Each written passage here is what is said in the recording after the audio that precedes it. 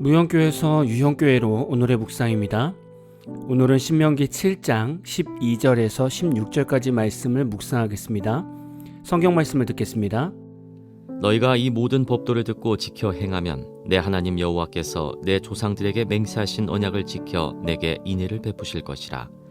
곧 너를 사랑하시고 복을 주사 너를 번성하게 하시되 내게 주리라고 내 조상들에게 맹세하신 땅에서 내 소생에게 은혜를 베푸시며 내 토지 소산과 곡식과 포도주와 기름을 풍성하게 하시고 내 소와 양을 번식하게 하시리니 내가 복을 받음이 만민보다 훨씬 더하여 너희 중에 남녀와 너희의 짐승의 암수에 생육하지 못함이 없을 것이며 여호와께서 또 모든 질병을 내게서 멀리하사 너희가 아는 애굽의 악질에 걸리지 않게 하시고 너를 미워하는 모든 자에게 걸리게 하실 것이라.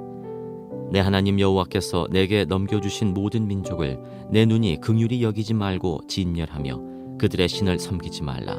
그것이 내게 올무가 되리라. 기독교인들이 가지고 있는 편견 가운데 하나는 예수를 믿으면 가난하고 사업을 하든 취직을 하더라도 늘 내려놓을 준비를 하며 살아야 한다고 생각을 합니다. 그리고 풍요로운 삶을 포기해야 한다고 생각합니다. 그러나 하나님의 기준은 일단 하나님의 백성이 말씀을 준행하고 순종하면 복을 받게 될 것이라고 말씀하셨습니다. 12절을 보면 너희가 이 모든 법도를 듣고 지켜 행하면 내 하나님 여호와께서 내 조상들에게 맹세하신 언약을 지켜 내게 인애를 베푸실 것이라. 하나님께서는 하나님의 법도를 듣고 지켜 행하는 자에게 하나님께서 한결같은 사랑을 베풀어 주실 것임을 약속하셨습니다. 하나님은 어떤 사랑을 우리에게 베풀어 주실 것이라고 말씀하셨습니까? 자녀 번성의 복입니다. 사람은 가치관을 가지고 있고 하나님의 가치관을 가진 사람이 번성하면 그 나라는 강대국이 되는 것입니다. 그래서 자녀의 복은 하나님의 최고의 복입니다. 또한 이스라엘 자손들이 가지고 있는 소산과 곡식과 포도주와 기름을 풍성하게 하시고 소와 양을 번식하게 해주실 것입니다. 그리고 이스라엘 가정에서 자녀를 낳지 못하는 가정이 없게 하실 것이며 모든 질병에서 보호해 주실 것이고 이런 질병은 이스라엘 백성을 미워하는 모든 자에게 걸리게 하실 것임을 말씀하셨습니다. 하나님은 이렇게 이스라엘 백성에게 확실한 약속을 해주셨습니다.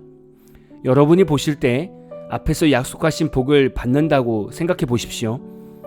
그렇다면 세상에서 여러분의 힘으로 살겠습니까? 아니면 하나님의 말씀대로 살겠습니까? 이스라엘 백성의 복을 우리 시대로 생각한다면 이렇게 볼 수도 있습니다. 우리가 하는 모든 사업과 직장에서 적자가 없고 실수가 없도록 번영과 지혜를 주시는 겁니다. 우리가 가지고 있는 재산이 점점 더 풍성하게 되는 것이죠. 자녀들 중에 시집 장가를 못 가는 자녀들이 없고 결혼하여 하나님의 인재들을 낳는 믿음의 가정이 되게 하시는 겁니다. 특별한 질병에 걸리지 않고 건강히 오래 살다가 노환으로 자연스럽게 죽게 되는 복을 주시는 겁니다. 여러분은 이런 복의 삶을 어떻게 생각하십니까? 여러분도 이렇게 누리고 싶지 않습니까? 그럼 이 복을 받을 수 있는 선행의 삶을 꼭 사십시오. 하나님의 말씀을 듣고 지켜 행하면 됩니다. 오늘 말씀에서 구체적으로 실천해야 하는 말씀이 16절입니다. 하나님께서 넘겨주신 모든 민족을 내 눈이 긍휼히 여기지 말고 진멸하여 그들의 신을 섬기지 말라는 것입니다. 이런 말씀들은 성경에서 우리가 지속적으로 보고 듣고 있습니다.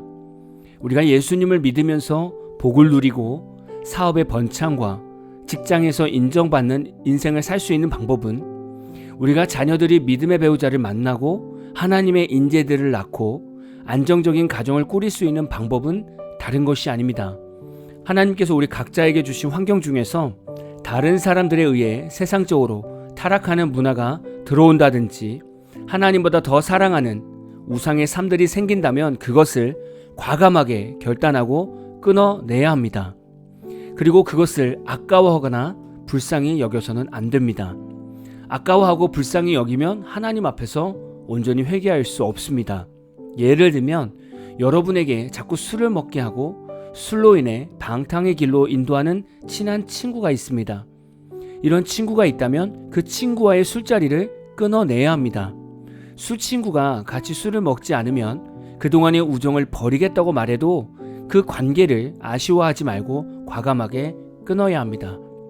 보통 이렇게 말씀드리면 성도들은 술 친구를 전도해야 되는데 이렇게 술 때문에 관계를 끊으면 기독교가 욕먹는다고 말합니다.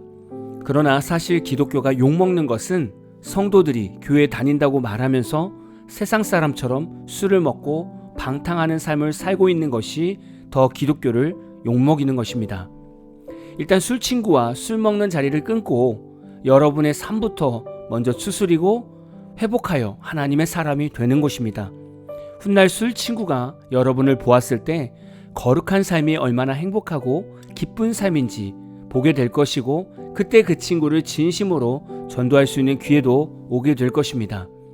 우리 삶에는 우상처럼 하나님보다 더 사랑하는 생활 습관, 문화, 애인이나 자녀 등이 있습니다. 이런 것들을 하나님보다 더 사랑하지 않도록 늘 주의해야 합니다. 그리고 하나님의 말씀대로 살아가는 삶이 반드시 있어야 합니다. 하나님의 말씀대로 살아가는 것이 무엇인지 궁금하신 분들이 참 많습니다. 교회에 가면 늘 하나님의 말씀대로 살으라고 설교를 듣는데 구체적으로 어떻게 살아가야 하는지 잘 모르시는 분들이 많습니다. 이렇게 질문해 보겠습니다. 지난주일 여러분의 교회 목사님 설교 내용이 무엇인지 기억이 나십니까? 그리고 지난주 설교를 듣고 무엇을 결단하셨습니까? 그럼 주일 설교를 듣고 결단한 삶을 지금 지키려고 애쓰고 있으십니까? 여기까지 질문을 듣고 세 질문에 다 네라고 대답하고 계시다면 여러분은 말씀대로 살려고 애쓰는 성도입니다. 이런 성도들에게 하나님의 놀라운 복은 주어지게 됩니다. 오늘도 하나님의 말씀으로 살아내시는 여러분에게 하나님의 은혜와 복이 가득하시기를 진심으로 축복합니다. 오늘 마무리 찬양은 조수진님의 야베스의 기도라는 찬양입니다. 찬양 후에는 잔잔한 연주곡이 있습니다.